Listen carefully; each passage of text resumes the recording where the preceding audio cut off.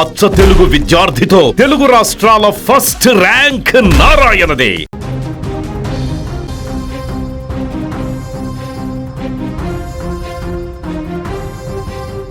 విశాఖ సంజీవయ్య కాలనీలో దారుణం చోటు చేసుకుంది. ఇద్దరి ప్రాణ స్నేహితుల మధ్య తలెత్తిన వివాదం చెలికి గాలివానలా మారి ఒకరి ప్రాణం తీసే వరకు దారితీసింది. అయితే తెల్లారితే భార్య సీమంతం జరగాల్సి ఉంది. అంతలోనే భర్త మృతి ఆ కుటుంబంలో తీవ్ర విషాదాన్ని మిగిల్చింది.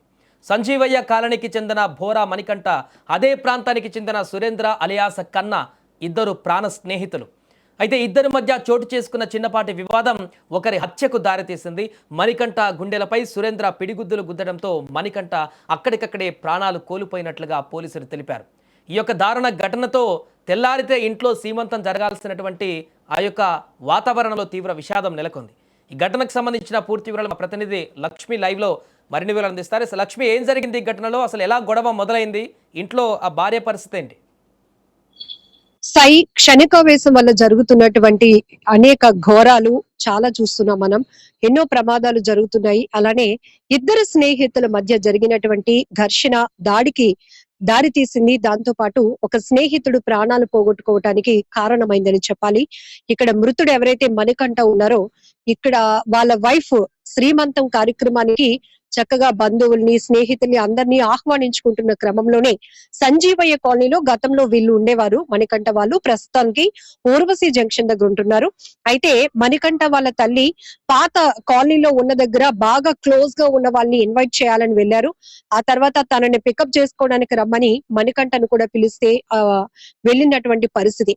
అదే సమయంలో అక్కడ ఉన్నటువంటి సురేంద్ర అలియాస్ కన్నా తన పాత స్నేహితుడు, ఈ సురేంద్రకి అలానే మణికంఠకి మధ్య గతం నుంచి ఒక ఇష్యూ పైన గ్యాప్ నడుస్తోంది. ఘర్షణలు కూడా గతంలో కూడా జరిగాయి. సో నిన్న కూడా అదే సేమ్ రిపీట్ అయిన క్రమంలో ఈ సురేంద్ర బాక్సర్ తను చాలా బలంగా కొట్టడం వల్ల, పిడిగుద్దులు గుద్దటం వల్ల అక్కడికక్కడే మణికంఠ ప్రాణాలు కోల్పోయాడు. అయితే ఆ తల్లి గుండెలు బాదుకుని రోధించిన తీరు మాత్రం ప్రతి ఒక్కరిని తీవ్రంగా కలిచివేసింది. అయ్యో, ఒక శుభకార్యానికి ఆహ్వానించడానికి ఏరియాకి వస్తే అంతలోనే నా కొడుకుని ఇలా చూస్తాను అని అనుకోలేదు అంటూ ఆమె గుండెలు బాదుకుని రోధించింది. స్నేహితులను కూడా చెప్తున్నారు, కానీ ఎందుకు ఈ రకమైనటువంటి గొడవ? అంటే ఇంత చిన్న గొడవకే ప్రాణాలు తీసుకునేంత వరకు కూడా ఎలా వెళ్ళింది ఆ వివాదం? ఈ ప్రస్తుతానికైతే కంచరపాలెం పోలీసులు సిఐ కోరాడ రామారావు ఈ కేసును దర్యాప్తు చేస్తున్నారు. ఖచ్చితంగా ఆ వ్యక్తిని కూడా అదుపులోనికి తీసుకున్నారు. కాకపోతే ఈ విచారణలో అంటే ఒక మనిషిని అంత బలంగా కొట్టేయాలి, చంపేయాలి అన్నంత ఉద్దేశపూర్వకం అయితే కాదు. కానీ ఇక్కడ ఫోర్స్ఫుల్ గా తన పంచ్ తగలటం వల్ల చనిపోయాడు అనేది కూడా ఒకటి వినిపిస్తోంది. ఎందుకంటే ఇద్దరి మధ్య ఘర్షణ, మాట పడటం, గొడవ వరకు దారి తీయటం అయితే రైటే. కానీ ఇక్కడ ఈ సురేంద్ర అలియాస్ కన్నా తన స్నేహితుడిని ఉద్దేశపూర్వకంగా అయితే చంపలేదు. కానీ ఇద్దరి మధ్య ఒక డిస్కషన్ నడిచింది. ఆ సమయంలో ఈ సురేంద్ర ఎవరైతే గట్టిగా కొట్టాడో, ఈ సురేంద్ర డ్రింక్ చేసి ఉన్నట్టు కూడా తెలుస్తుంది. ఆ సమయంలో అవుట్ ఆఫ్ కంట్రోల్ అవుతారు, మనకు జనరల్ గానే తెలుసు. సో ఆ పరిస్థితిలోనే అతను కొట్టినటువంటి దెబ్బ బలంగా తగలటం వల్ల మణికంఠ అక్కడికక్కడే చనిపోయాడు అనేది. ఇప్పుడు రెండు కుటుంబాలు ఒక రకంగా చెప్పాలంటే ఇద్దరు కూడా చాలా క్లోజ్ ఫ్రెండ్స్, చిన్నప్పటి నుంచి అదే సుందరయ్య కాలనీలో ఉండేవాళ్ళు కూడా. అలాంటిది అక్కడికక్కడే తన స్నేహితుడు ప్రాణాలు పోవడానికి కారణమైనటువంటి మరొక స్నేహితుడు సురేంద్ర గురించి కూడా పెద్ద డిస్కషన్ నడుస్తోంది.